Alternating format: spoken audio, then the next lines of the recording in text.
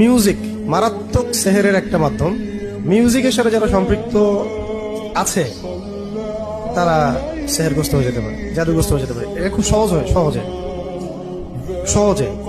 আর যারা এমন হয় যে মিউজিক ছেড়ে দিয়েছে, এক সময় হয়তো কেউ শুনতো বা জড়িত ছিল, ছেড়ে দিয়েছে, তারাও অনেক সময় ভুক্তভোগী হয়। এটা হচ্ছে শয়তানের মাধ্যম মানুষকে পাওয়ার, বাগে পাওয়ার।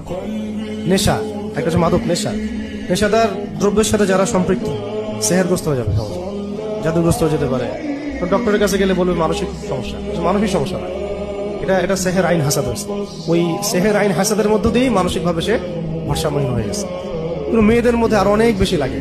চলাফেরা বাইরে করলে, অসুস্থ অবস্থায় থাকলে, নাপাক অবস্থায় থাকলে, এই সময়গুলোতে মনে হয় যেন ইবলিসের দলবল ওদেরকে উপর আসার করে, পুরো ভারসাম্যহীন আচরণ করা শুরু করে এই সময়গুলোতে। এগুলো খুবই কেয়ারফুল থাকার বিষয়।